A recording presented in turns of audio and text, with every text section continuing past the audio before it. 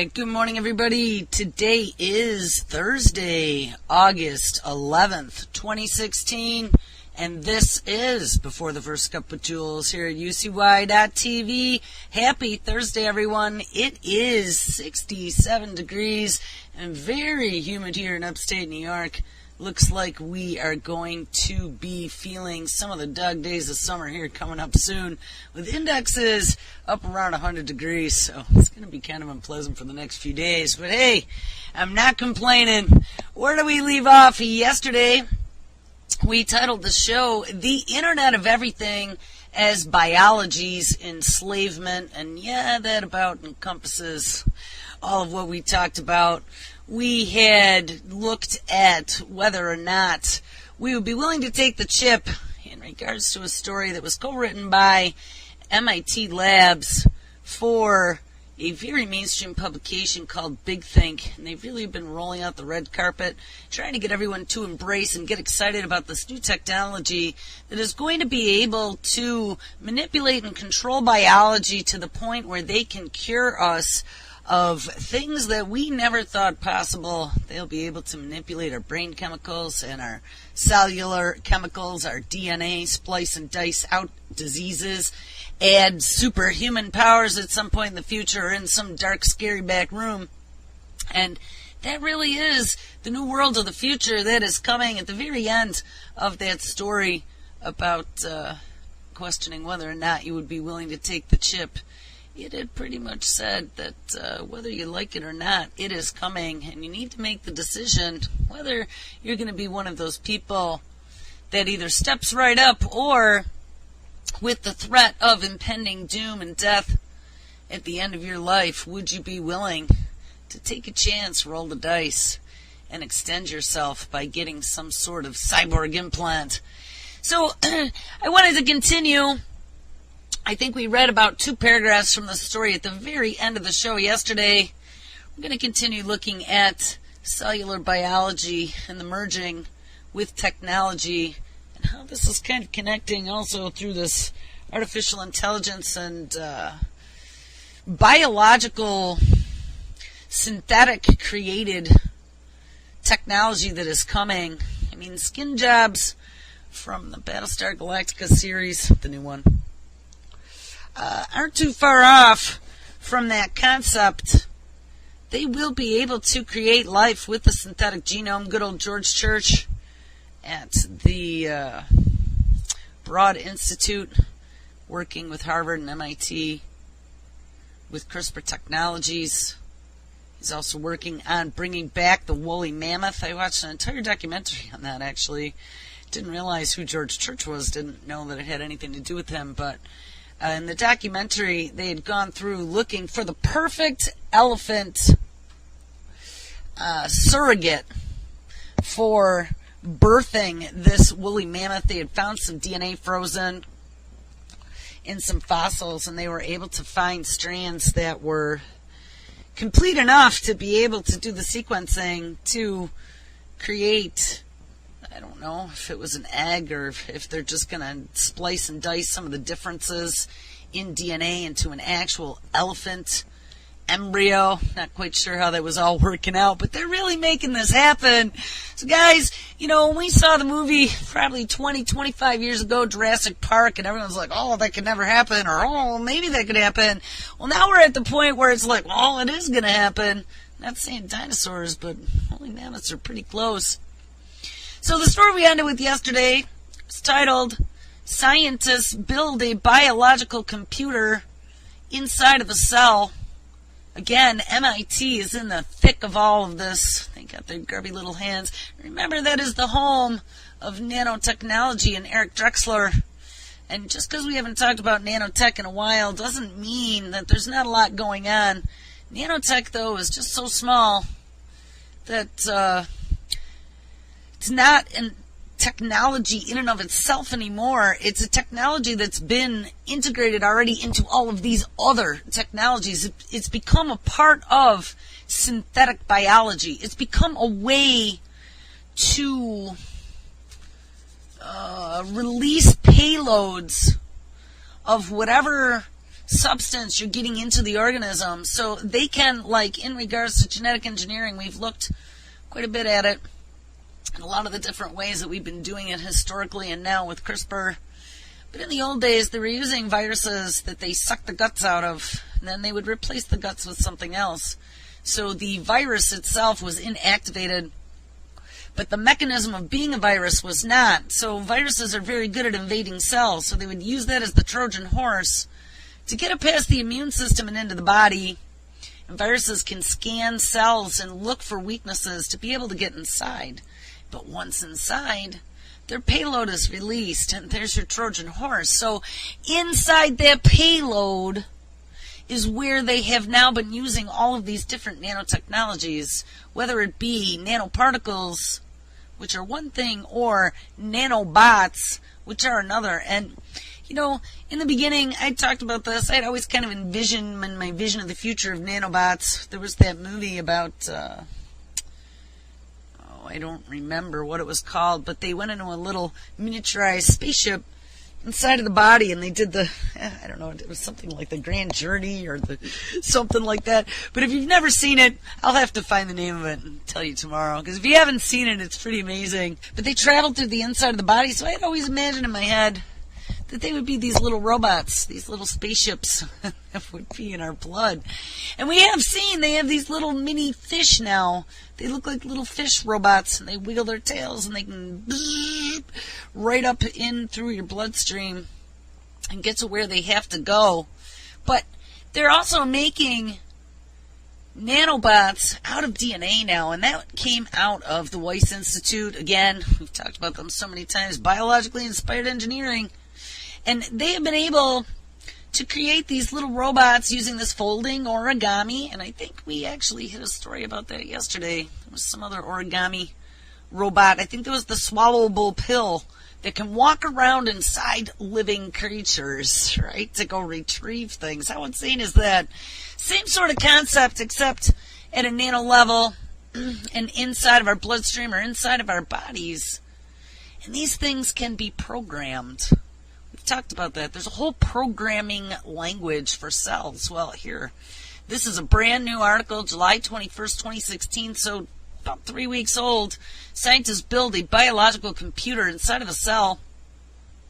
MIT engineers have developed biological computational circuits capable of both remembering and responding to sequential input data. The group's work, which is described in this week's issue of Science, represents a critical step in the progression of synthetic biology with the integration of DNA-based memory. What? Oh my God, synthetic biology with an integration of DNA-based memory.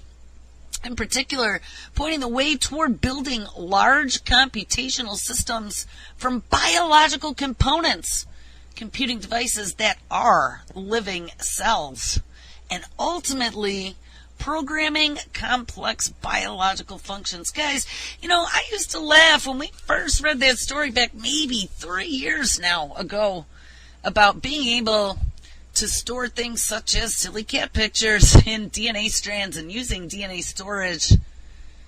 You know, I had imagined this, I think they had said it was maybe in like a teaspoon of DNA. They would be able to store every action that has ever occurred on Earth from the beginning of time. Like, it was some incredible amount of information for 1 million years if they encased them in glass. It was just some incredible number. And I had imagined in my head, again, don't do that, you get into trouble. I had imagined something more akin to a Jabba the Hutt sitting in the NSA spying headquarters collecting Dragnet data on every living creature on the planet. Now let's add to that the Internet of Everything, all the way down to every cell and DNA strand in our bodies, all of our biometrics and internal processes up to the minute real time. Biosensors, we've talked about that a lot. Of course, yesterday we looked at the history of how this has evolved. So we have our smart devices, then we have our wearables, and then we have our implantables. But as we look at all this data, DNA storage seemed like that was the answer, and it appears to me that they have gone way beyond DNA storage. They were making DNA electronic circuits about a week ago in a story we read, and now all of a sudden, yes, we have computing devices that are living cells. Like you're going to have a living creature in your hand. You're going to have a living AI, guys. Do you understand? Understand what this implies for fast forward 20 years in the future. Biological computing devices that are alive. So, when we kind of joked about whether or not we give robots ethics, we throw them out a window. They were arguing that at some point, especially as we're giving now robots VPUs for vision processing units, I saw they were giving them also this free will module that allows them to make their own decisions based upon environmental conditions. Now they can also start to feel things and pain. Remember that one from a few weeks back? They're going to start building pain into some robots so they can feel sensation. They're going to become more and more alive. And once they turn that tin, metal, aluminum, whatever the hell they use on them, titanium, into some sort of biological synthetic hybrid cell that can be programmed, and it's considered to be alive by definition, we have huge problems. We have created a completely new life form. Guys, this is not good for the human race. They will be smarter and stronger and potentially bigger and a lot scarier than us. And what always happens when a more advanced race comes into contact with a less advanced race is that you become enslaved and typically slaughtered. This is not a good thing for us. Anyway, back to the story. So these are computing devices that are living cells and ultimately programming complex biological functions. More specifically, Nathaniel Rocket, with a Q-U-E-T, Rocket, and colleagues at MIT's Synthetic Biology Group were able to implement within a living cell what is known as a state machine, an abstract mathematical model describing computation as a list of distinct internal states paired with an associated list of operations or machine inputs required to transition from state to state. So, a new state is always the result of an old state taken in combination with new inputs. And state machines happen to describe a very large number of different things, from natural language processing algorithms to neurological systems to something as simple as a vending machine. In a living cell, DNA is the natural candidate for storing state information. After all, that is what DNA does. It stores information. What Roquette and company have created is a framework for chemically manipulating DNA, ding, ding, ding, ding, ding, such that states are encoded in DNA sequences. As a storage mechanism, this allows for both conveniently reading out a given state via genetic sequencing and also regulating gene expression via state transitions. In other words, the states can be linked to cellular behavior. The DNA serves as the memory for the state machine, and the rest is in how specifically the DNA is manipulated and what effect that has on its cellular behavior. In their experiments, Roquette and company programmed good old E. coli. Where the E. coli has been in a lot of these different programmable cellular experiments. And E. coli is so prevalent in the environment. What happens when, we've asked this before about other things, what happens when some of these genies get out of the bottle and into the wild? What happens when some of this stuff is released and it starts reproducing or causing mutations in a general population? Where are the level 4 controls, biohazard controls for all of this stuff?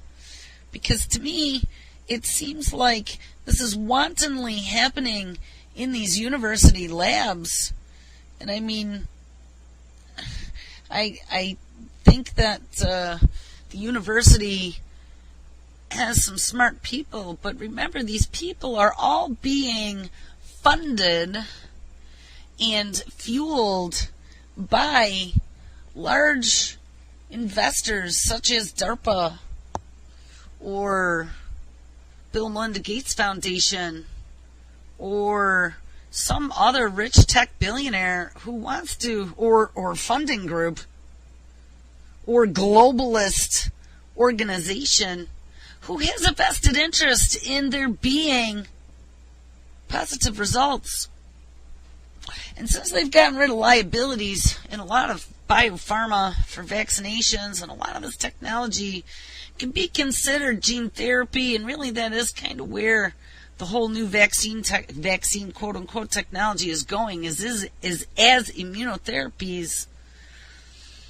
You know, once you step up and you check that box that you want to be part of that trial, you want to take that chance and roll the dice to be able to live longer, to be able to be smarter, to be able to have traits, to fix your limbs, to be able to mind control your prosthetic, to be able to connect to the cloud, to be able to have superpowers, to wave your hands, to pay for food, and unlock your door, and authenticate. As they get us to step right up and to take this technology, they are benefiting from every single piece of data that they garner from us. And it's not going to be for our benefit at all. In their experiments, Roquette and company programmed E. coli cells to react to several substances commonly used in biological laboratory experiments, including an analog of the antibiotic, tetracycline. Now, wait a minute. See, this is what they were using with the GMO Zika mosquitoes as well. Tetracycline is like the kill switch. And they found that there was a lot of tetracycline in the environment already because of its use in farm animals and our overuse from physicians and healthcare professionals. They're also using a sugar called arabinose and a chemical called DAPG that helps plants protect their roots from pathogens. The cells could be reprogrammed to other inputs as needed, however. The actual cell behavior being programmed by the researchers was the expression of gene coding for the production of different fluorescent proteins representing different colors with 3 different inputs. They were able to produce 16 different combinations of color.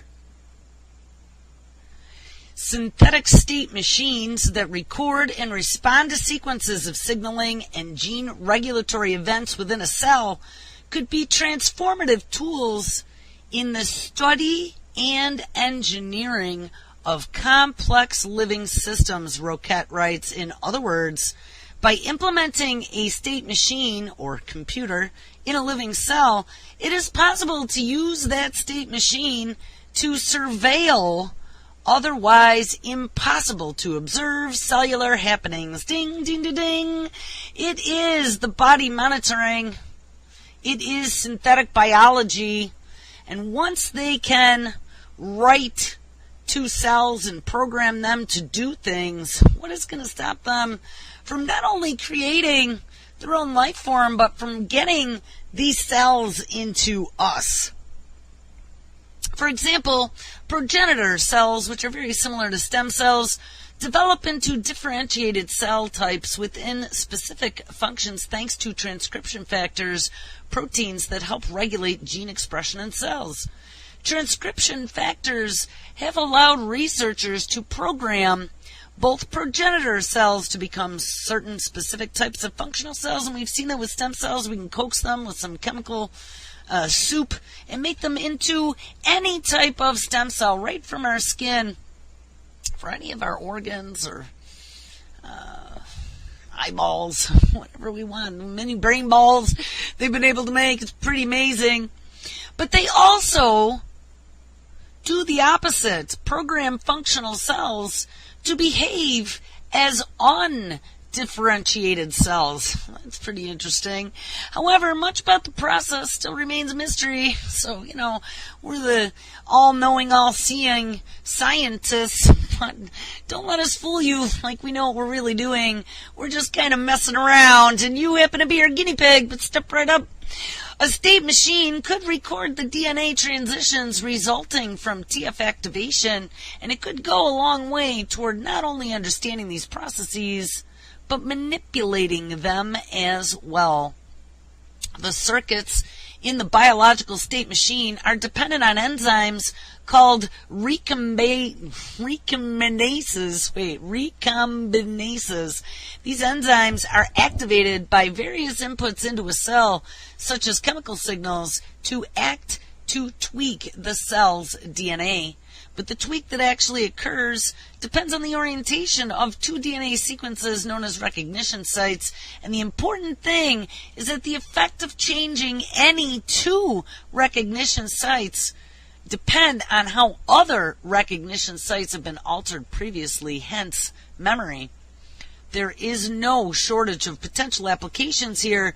The example Roquette gives is in integrating biological state machines into tumor models where they, of course for cancer, where they may be used to genetically surveil the activation of oncogenes, genes that may cause cancer, and deactivation of tumor suppression mechanisms in individual cells. So they literally would be able to monitor cell functioning at a real-time level. This idea that we can record and respond to not just combinations of biological events, but also their orders, opens up a lot of potential applications. Roquette offers in a statement, a lot is known about what factors regulate differentiation in specific cell types or lead to the progression of certain diseases, but not much is known about the temporal organization of those factors. That's one of the areas we hope to dive into with our device. They want to be able to find the timing and be able to manipulate that timing to create a different outcome. Computers have become alive. That's what it says. But perhaps not in the way many of us anticipated. And yes, not in our wildest, scariest dreams. A unicellular organism itself won't ever be packing much computational horsepower, but considered as a building block, and the potential is pretty wild. So how insane is that? We can make cells, we can program to do things, and to be able to read and surveil real time within the cell and record what is happening, utilizing DNA as a storage medium. What? Yeah, that's what we just read. That's going on at MIT. You want to talk about some more weirdness? Here's one. This actually came up in chat the other day. I'd seen this story a couple times, but there was a brand new update on this. Cyborg stingray swims toward the light and breaks new grounds. Yeah, they built a cyborg stingray out of rat's heart cells. The idea of taking apart a rat's heart, this is some of this Tower of Babel shit, this is insane.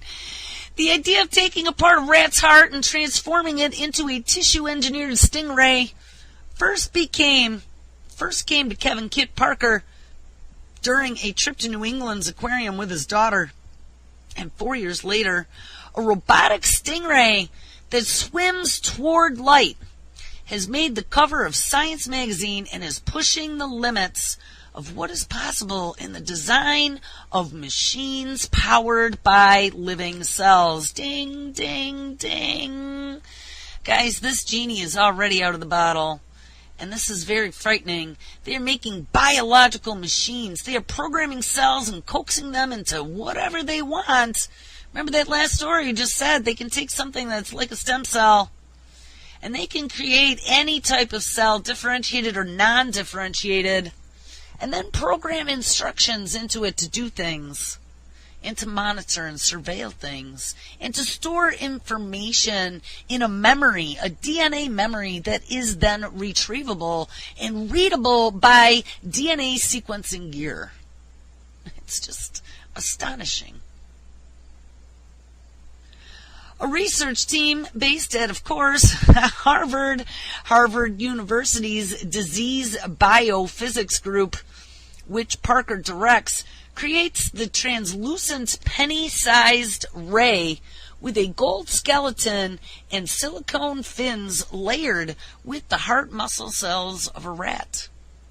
It's remote-controlled.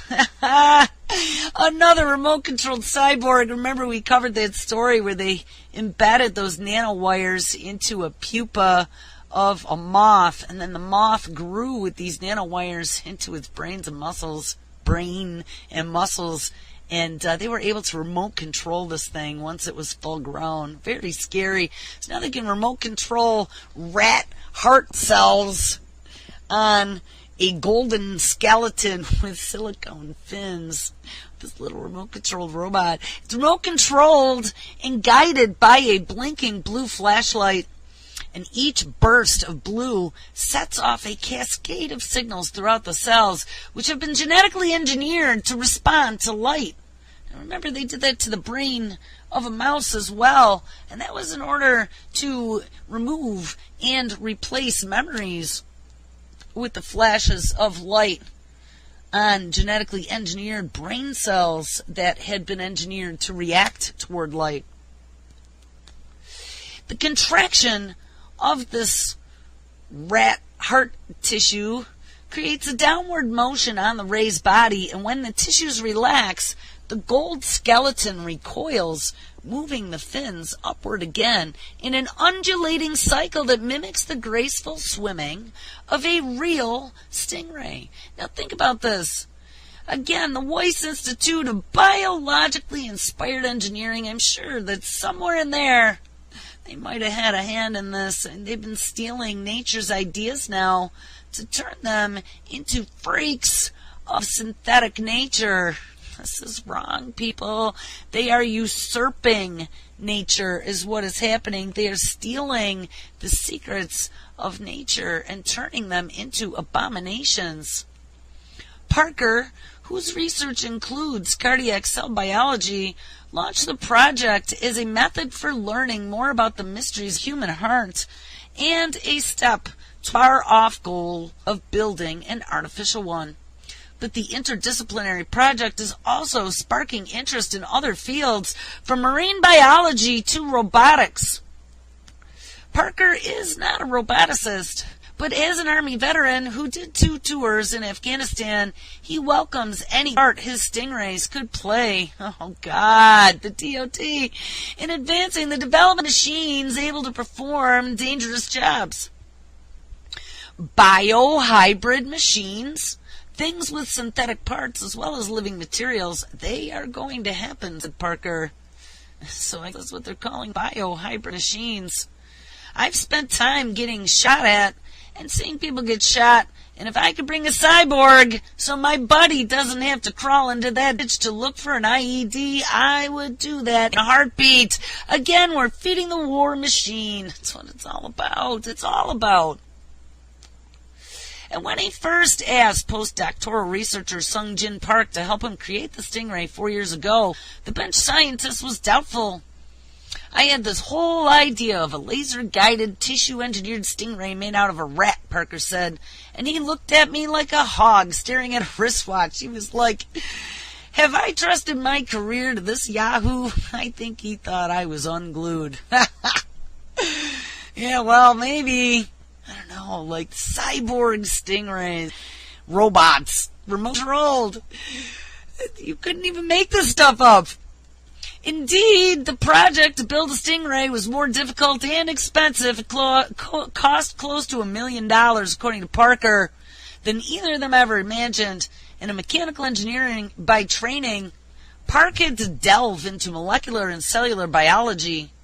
The team pulled experts from diverse fields, including an ichthyologist, someone who studies fish, to help understand and help replicate a ray's muscle structure and biomechanics. Their work was published in Science just last month. Biologically inspired robots aren't new, ding ding. A precursor to the stingray was a tissue-engineered jellyfish Parker helped create in 2020, also with the aim of understanding the muscular pumping of a heart. But one of the robotic stingray's most intriguing contributions is the way it shows a glimpse of autonomy, says John Long, a professor of biology and cognitive sciences who directs Vassar College's interdisciplinary robotics research laboratory. By putting in the light control, they have a way of controlling the cells without a nervous system, says Long, who was not involved in the stingray research. We used to control puppets with strings, and now we can do it with light. That's frightening. You know, they can even control us with light. We have our circadian rhythms that help regulate our body, and there was just a discovery. I posted a story maybe 2 weeks ago. I reposted it today because I actually didn't end up in the feed about light and circadian rhythm actually having an influence on your gut bacteria as well. We know how it is to your health and to all kinds of different biological functions within your body. Anyway, to finish the story off, Long says that the creation could spark new research into autonomous, part-living machines. He envisions a time when a packet of microrays could be unleashed into a busted sewage pipe with simple sensors to measure acidity. Yeah, let's release the rays. The little microbiologically part-living robots. This is just, it is so hard for me some mornings to grasp some of this insanity is even being real. I mean, we have reached into Ray Bradbury on steroids. This is like the greatest science fiction novel ever. Except it's really happening. The stingrays in the Harvard lab, Park and his colleagues built 200 of these tiny creatures during their research and won't be going in any pipe or ocean. They swim in a pool of warm liquid solution filled with sugar and salt, and the cells could not survive outside of a dish and were not designed to, though Long said that it would be possible to give a similar creature, a skin that wraps up the solution and creates a kind of circulatory system. Oh my God.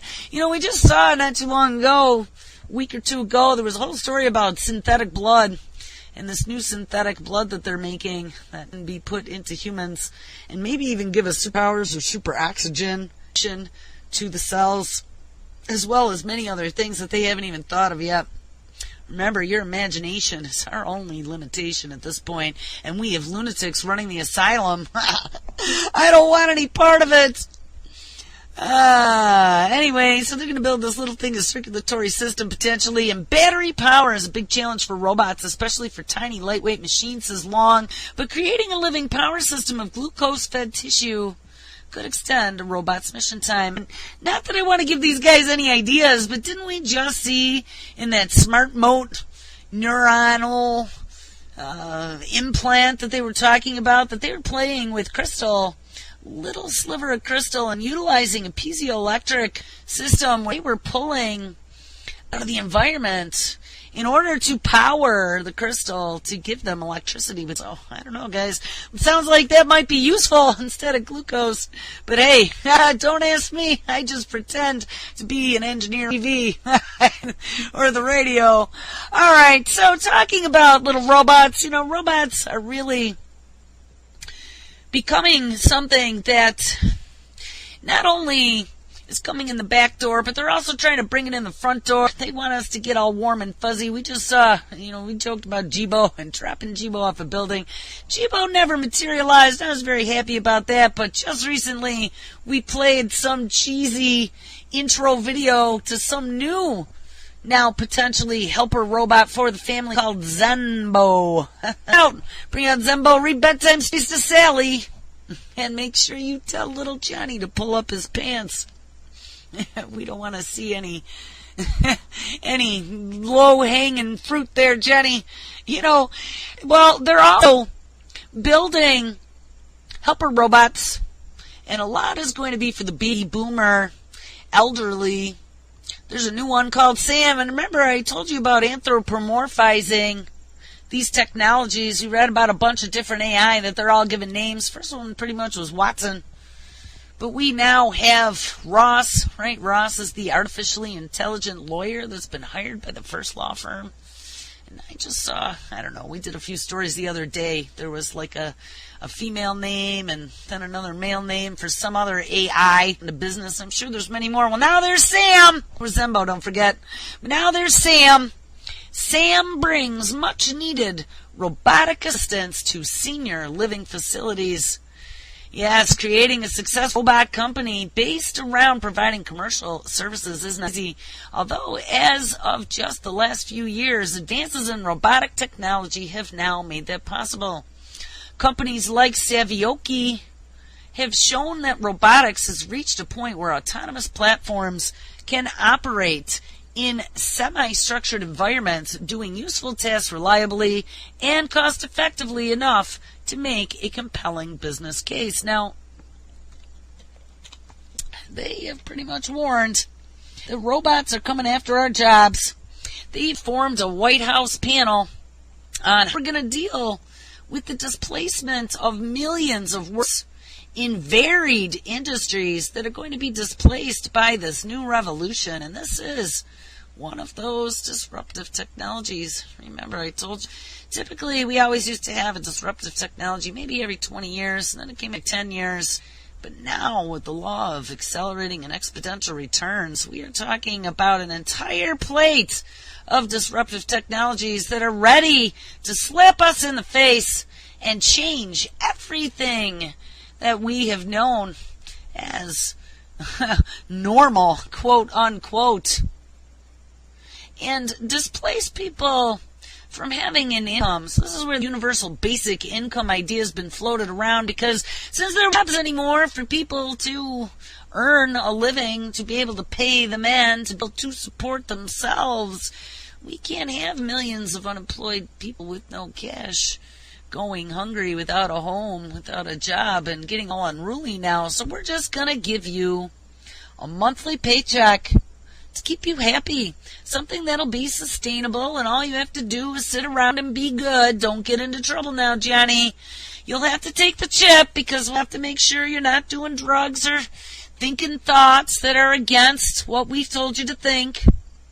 You need to be on board with this 21st century agenda of bringing it all together and being for climate change, innovation, to save planet surveillance, and Big Brother become fully invasive in every cell in your body. But you know what will make us more efficient? We've become a global community now, and as such, too many people, and we need to keep control over it. So if you want your universal basic income, you're going to have to get this little implant. This little implant that, this will be your code number, and this will allow you to wave your hand and spend cash. This is the way it's going to be rolled out. It's all going to be part of some sort of universal ID program, like Brandon Tuberville wrote about a few years ago, that rolled out to 1.2 billion people, I believe, was in India.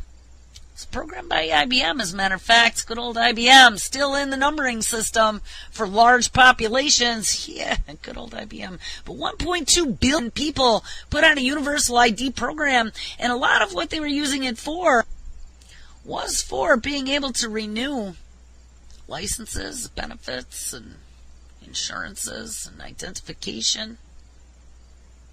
Don't think that that wasn't a grand experiment to be able to roll it out globally. I'll guarantee you that that is part of the plan. Anyway, so back to robots. Robots being helpers. Luvozo, a startup founded in 2013, based in College Park, Maryland. And, you know, that's right where Roomba is as well. Roomba is not only a happy little robot company that vacuums your floor and mows your lawn, but they also had a Defense Department division, which I believe just recently I read got spun off or sold, but they were doing DoD projects as well as making little home helper robots. So this Luvozo is bringing autonomous robots to semi-structured environments with an enormous amount of potential skilled nursing facilities for seniors. They are introducing a robot concierge called Sam, designed to provide frequent check-ins and non-medical care for residents in long-term care settings through autonomous navigation, telepresence, and an innovative fall hazard detection system. The potential market here is enormous, and to find out more, we stopped by Luzovo and spoke with CEO and co-founder David Petricola. Here's an overview of Sam. Note that the robot you see in this video is either an earlier prototype than Luzovo used for pilot projects, while rendering the slick-looking white version is how the robot looks now, which we're not going to play the video. But Sam's main function is an autonomous telepresence platform. One robot is designed to cover one floor of a senior living facility, which works out to about 25 residents and 2 or 3 aides.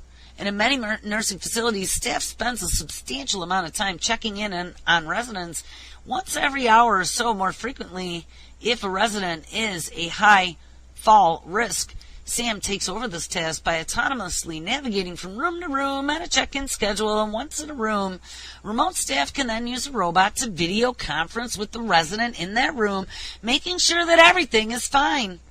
And if there is a problem, the remote staff can then contact local employees to get things sorted out in person. This is going to be, again, another remote surveillance center. You know, years ago, we used to have our NOC. That was our Network Operations Center. We used to monitor networks for companies, very large companies, as a matter of fact, with thousands of employees and lots of different servers and lots of different connections out to the web and out to WANs for other locations of their corporation, where then we would be able to alert the IT director the moment a problem was found.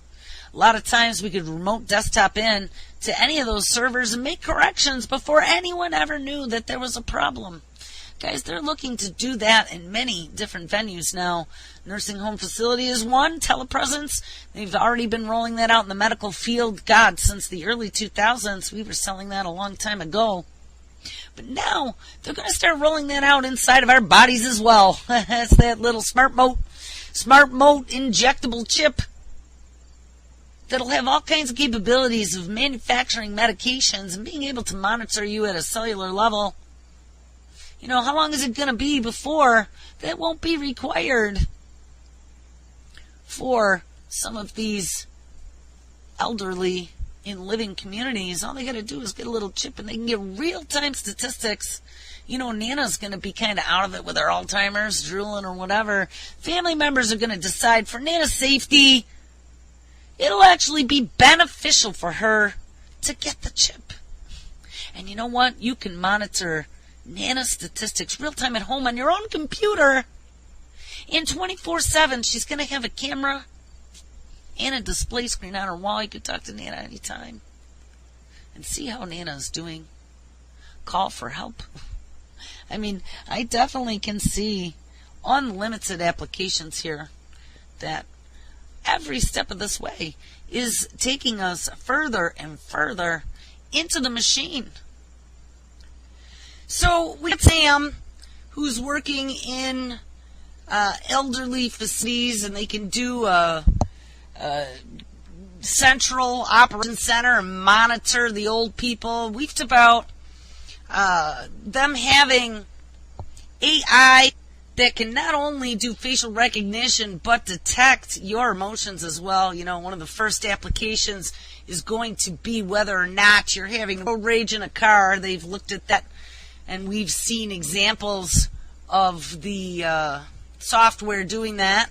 Well, now there's a new algorithm that is going to be able to predict whether or not children are likely to become criminals in the future. Talk about absolutely scary. You know, we've worried about this pre-crime, and we had already looked at some smart apps that they were working on that would be able to tell whether or not you had a quote-unquote mental disease by your speech patterns. Well, now says, can we predict who will turn to crime? We saw actually an Israeli company that was able to look at facial structure and determine through your facial structure what ethnicity you may be.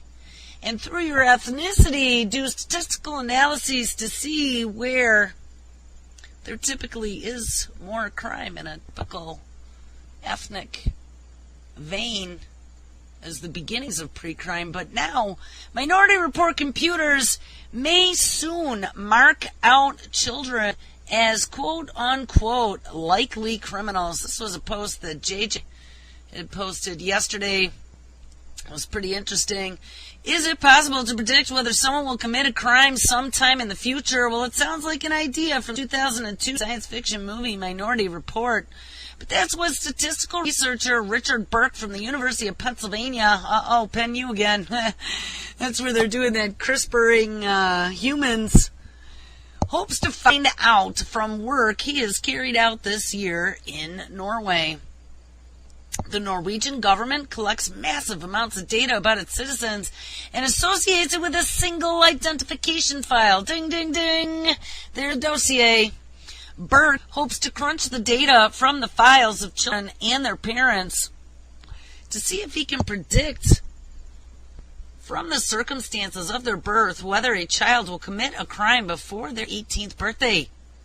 The problem here is that newborn babies haven't yet done anything, but the possible outcome of Burke's experiment would be to pre-classify some children as quote-unquote likely criminals based on nothing more than the circumstances of their birth. This could be the first step in making Minority Report a reality where people could be condemned for crimes they have not even committed. Burke's work is based on machine learning, and this involves data scientists designing algorithms that teach computers to identify patterns in large data sets. I mean, once they get you into a database, they can splice and dice those numbers any way they want and see patterns and be able to come up with logical deductions, write algorithms, then to query those databases, and there you go. You got a pre-crime capability. Once the computer can identify patterns, it can apply its findings to predict outcomes, even from data sets it has never seen before. For example, the U.S. retail giant Target collected data about the shopping habits of its customers and used machine learning to predict what customers were likely to buy and when. It got into hot water in 2012 when it accurately used its pregnancy prediction model to predict the pregnancy of a high school student in Minnesota. And it's hardly surprising, given the potential using to avoid crime, that in the field of criminology, it has turned to machine learning in an attempt to predict human behavior. It has already been used, for example, to predict whether an offender is likely to commit another crime, and the ability to use machine learning to inform risk assessments in the criminal justice system has been a focus for Burke for a long time now. For example, earlier this year, he looked at whether a person on bail for alleged domestic violence offenses was likely to commit another offense before their next court date, and whether the algorithms used in machine learning can accurately predict behaviors dependent on having as much contextual data as possible. In some of his studies, Burke has used as many as 36 predictors. In each of Burke's experiments, the algorithm was able to predict quite accurately who would be a low-risk individual. For example, he identified 89% of those people unlikely to commit violence, 97% of inmates unlikely to commit serious crimes or misconduct in prison, and 99% of past offenders unlikely to commit a homicide offense. The trouble, though, is that the algorithm was nowhere near as accurate in predicting who would be a high-risk individual. So there are two ways of using Burke's results. First, we could divert resources away from low-risk individuals, and this might involve placing less onerous supervision conditions on domestic violence defendants who are at a low risk of committing another offense. Alternatively, we could target more resources toward high-risk individuals, and this might involve placing inmates at high risk of serious misconduct into higher security prisons. There are two apparent issues with using target high-risk individuals, though. First, there has been relatively little success in predicting who does pose a risk as compared to those who do not pose a risk, a illusion that Burke himself concedes. But secondly, Our criminal justice system is premised on the idea that people have free will and might still make the right choice and not commit a crime, even if they do so at the last possible moment. And that's the fear. Once they've gotten inside your head, remember your head is your sandbox for being able to determine what is right and what is wrong. And you can think of things that you never do. And just because you think of them, it is not a crime. But at some point in the future, it very well may be a crime to think anything bad against the system. You have that luxury of working through ethical dilemmas on your own. You'll be uploaded and you'll be told what's ethical and what's not. You'll be told you won't need to worry yourself about dealing with any of these questions that should already be decided, because there will be no crime in the future. It'll be like Star Trek. We're all happy horseshit running around the universe trying to fix other people's problems, like the global or interstellar UN. Anyway, generally, such decisions are based primarily on past behaviors of a particular individual and not data sets about past behaviors of other individuals. So using predictive behavioral tools, ding ding, to decide whether or for how long someone should be in has not yet even happened would definitely represent a substantial philosophical shift, like putting you in jail for something you've never done. How insane is that? We would no longer consider people to be innocent until proven guilty, ding, but it would instead see them as guilty by reason of destiny. That's just, we were looking, there were people that were being arrested for potentially aiding, quote-unquote, ISIS under every bed by just going to websites or booking a ticket.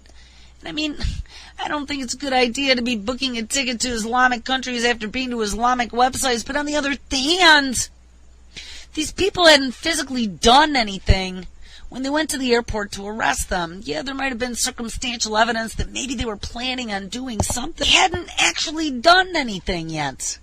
They had just shown the signs they might do something in the future, and I know they call that conspiracy. They can arrest you for conspiracy if you haven't committed a crime. But that gets to be a real slippery slope, especially when it gets into prediction algorithms. Now, this one caught my attention. So though it isn't going after us, it's going to turn around and bite the police right in the ass. Check this out. Police will soon be watched by algorithms that try to predict misconduct. What? Yes. Is that a good thing? So, for those enforcers who have been out there enforcing Big Brother's, what would you even call it? Orders. Eventually, Big Brother will turn around. You haven't been able to control yourself, Mr. Policeman. And so we're going to have to come at you not only with AI, but I also predict that they're going to use this whole police brutality conundrum as they're moving more and more police departments under the Federal Department of Justice because they have issues running themselves, that they're going to start moving robotics into the field of patrolling. We already have seen that K5 zipping around parking lots and distance plate scanners and running over toddlers without saying it's sorry. But soon, police are going to be now watched by algorithms that will protect their misconduct. Cops will soon toil under the eye of algorithms that try to predict their actions, but making them accurate enough will be difficult. Police in Charlotte, North Carolina are set to be ding ding for a new high-tech approach to improving relationships between cops and citizens. Careful what you ask for. The Charlotte Police Department is working with the University of Chicago researchers to create software that tries to predict whether an officer is likely to have a bad interaction with someone. The claim is that it'll be able to forewarn against everything from impolite traffic stops to fatal shootings. Previous efforts to use algorithms to nudge police to do their jobs better have not worked out. Chicago's police department gave up on a system introduced in the 1990s after resistance from cops who did not like working under its algorithmic eye. Yeah.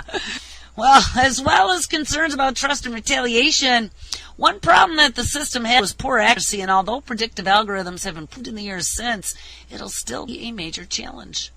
Training software to make accurate predictions requires a lot of data, and computing companies such as Google and Facebook have data points by the billions laying around, and large data sets have been a crucial part of recent advances in what? Oh, artificial intelligence.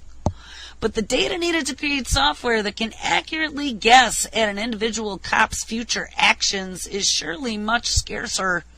And accuracy is very important here. If Amazon recommends 2 movies and you only like one of them, you probably won't feel slighted and misunderstood. But if an algorithm starts offering tips, involves navigating potentially life-threatening scenarios, it better have good advice. But don't worry about it, because you know what? The robot's going to take all our jobs. Scientists predict brain simulators will take over our jobs and the government in the next 100 years. And you know, I think that's quite a kind, long, far out amount of time. I don't think it's going to be 100 years. No way, no how. Economist Robin Hanson's new book, The New Age of M, Work, Love, and Life When Robots Rule the Earth, imagines a not-too-distant future when robots are commonplace in our life, and the smartest of these will be M's, or brain emulators. These will be super detailed scans of our actual human brain. Once we figure out how to pull that off cheaply, M's will take over most human jobs. The advantage of M's is that they're running 1,000 times faster than the actual human brain, and also you'll be able to copy them. Oh, Kurzweil must be having a wet dream over this one. Wouldn't you rather scan and duplicate your brain, or that of Stephen Hawking, and have the M do almost everything? Well, the moment when M's will take over is similar to the singularity famously proposed by who? Oh, our good old buddy Ray Kurzweil. But Hansen thinks that a brain M won't come till the next 100 years, sooner than the self-aware AI, because there will be recreations of brains rather than harder to create brain consciousnesses. Brain S can come as a culmination of the technology we employ, like brain scans and models, and yes, synthetic biology. And one day we'll just know everything there is to know about brains as part of that brain project, and we'll be able to get computers to mimic them. All right, well, that's what we're going to catch up tomorrow. If you can even believe it, we are already finished with an hour. Make sure you stick around. Mr. Kevin Blanch is live up next, and all kinds of great radio tonight with live 7 o'clock Game On Ron, 8 o'clock Back in the Woodshed with Hal Anthony from this week, and at 10 o'clock live Antimedia Radio with us, Gibson. All right, guys, make sure you have an awesome Thursday, and I will catch up with you tomorrow. Everybody take care.